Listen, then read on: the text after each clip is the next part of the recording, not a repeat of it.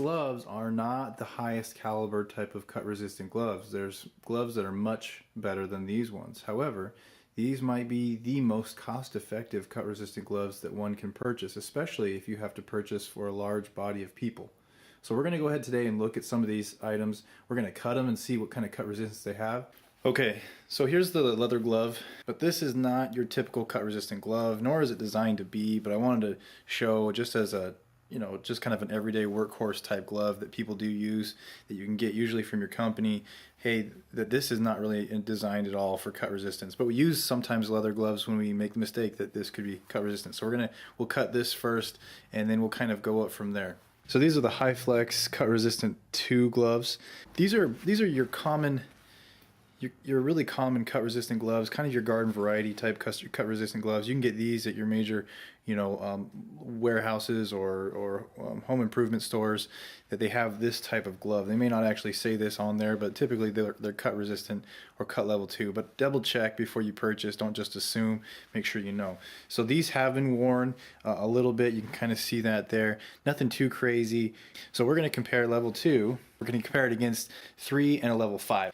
So right here is one of the level 3s. So I have 2 pairs of these, and depending on how the first test goes, we may not need to actually look at the second pair, but I have 2 pairs just in case. So just as a proof that it's still in the package isn't open. And our last test is going to be with the same type of brand, Cutless. It's a 5 cut resistant rating.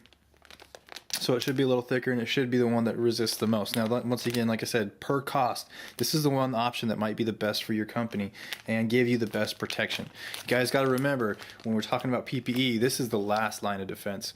If we can engineer out a solution, that's where we need to go first. But not everybody has that budget to just engineer out all the problems that they have in their workplace. So going with a cut resistant glove is sometimes the only option. So to do this test, I'll be wearing the cut resistant 5 from Cutless. It is also pre-packaged, hasn't been open yet. I'm going to test it out and see what happens, but mostly I'm just going to wear it for my own protection while I'm doing these tests, administering these tests. Alright, so I have my gloves on. Like I said, these are the cut resistant 5 level, and here is my razor blade. So this is a brand new razor blade, never been used. Now you're probably thinking, we don't use that type of razor blade at my work, which is, it may be true, maybe you don't. So this is not normal. You wouldn't normally use this. You would have a handle. I will handle it as delicately as possible, but this is the blade we're using to cut. Like I said, brand new, and basically I'm just going to take a strike across the palm and across the fingers, and then we'll examine and see what happens to those initial cuts. Here's our leather glove. We're going to go ahead and strike it on the palm, basically right here, and then we'll do across the top of the fingers right there. Whoa, that cut right into it. Look at that. Now if I had put my hand in that, and granted nobody's going to drag this across their hand on purpose, but in the heat of things, if they're wearing the wrong type of glove, look at that. It even went through the other side. Okay, now this is a warm glove, and it feels good in the winter to wear something like this, but can you imagine having your hand in here? That's my hand right there. You see that? That's my hand. That's an automatic trip to the hospital. I don't think I have to. I don't have to do another test, but I will, just because this is why, at the last resort, we wear PPE. That is not cut resistant at all. Okay, so this is obvious why we should wear cut resistant gloves and not mistake the wrong type of gloves. So test number 2. So once again, these are the cut level 2. HyFlex gloves. I'm going to cut, like I said, right here, and then the fingers, and we'll see what happens. So let's say I have a direct cut across the bottom. Okay, look at that. Now, like I said, this one has been slightly worn, and that's a brand new razor blade, but that did the same thing. It cut right across the bottom, but it didn't go through the back. Okay, now normally if someone had their hand there and someone started to drag a line across it, what are they going to do? They're going to pull their hand away. And in this scenario, we're not. We're saying that they suffered a serious issue. So yeah, that's nasty. I did not expect that. I was thinking it would be a little less than that. That was just a drag across the middle finger. And look, that one wasn't too bad. I might have gone a little lighter on that one, but that one's kind of hard to see. You can see there's definitely a crease in there, but their finger was saved. So that's not too bad. It didn't get through that level 2. But when you do that hard pressure, where our palms, we have a lot of pressure on our palms, that definitely opened it up. So that person could have gotten seriously injured. Cut level 3. So this cut level 3 is one group higher than the previous. So as we test this out, we'll see what happens. So I'm kind of excited, but I'm hoping that it doesn't cut through. Palm first. Okay.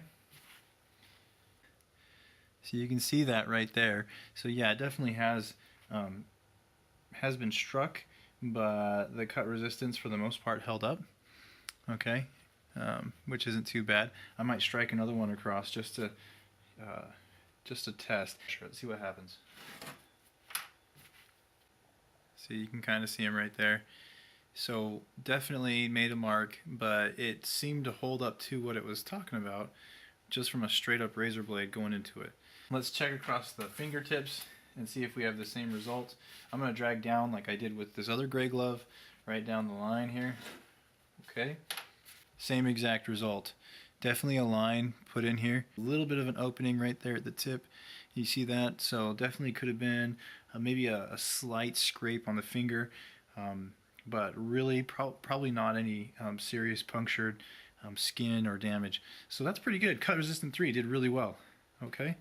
Now, generally, did really well. Cut resistant 5. So this one should be better than our cut resistant 3 and our cut resistant 2. So cut resistant 5 is the one I'm wearing while I'm handling this blade. Obviously, I haven't had any issues yet, which is good. Don't jinx me. So once again, same standard process. I will cut across the palm, and then I will cut through the fingers and see what I can do. Okay. Okay. Now this is going to be hard to see, I think. But what the obvious is there's no, you can see kind of, there you go, that's a good view. So there is a mark in the hand, but it's about the same as the cut resistant 3. It didn't make its way through to the hand if there was a hand in here.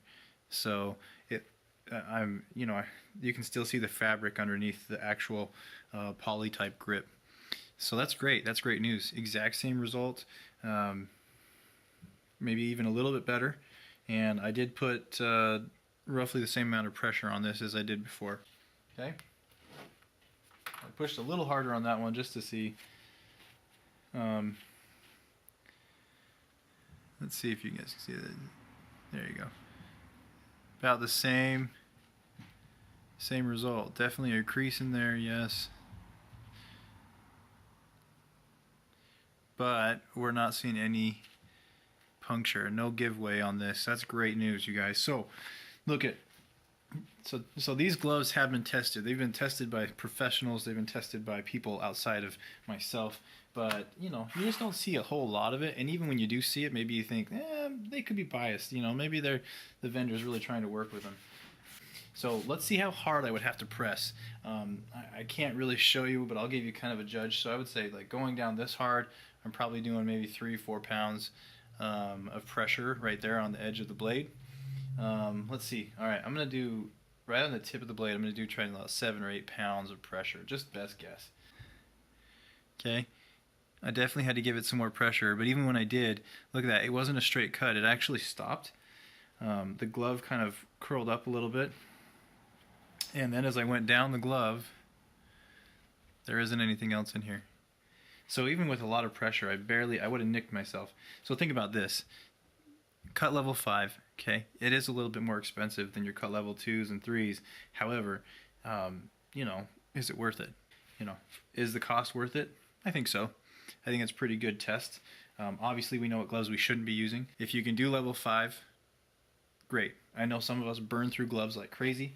If you can do level 5, great. If you can't do level 5, see if you can afford level 3, or at least do a job hazard assessment with a lot of your folks who's using razor blades. Find out who they are and why they have to use it. If they have to use razor blades, maybe they are the people that should be having these gloves, instead of just kind of a general, anyone can have this type of glove. So keep that in mind as you guys go in your facilities. Anyway, guys, just want to do a little test, see which ones worked really well. I think we kind of found our winner with these level 5s.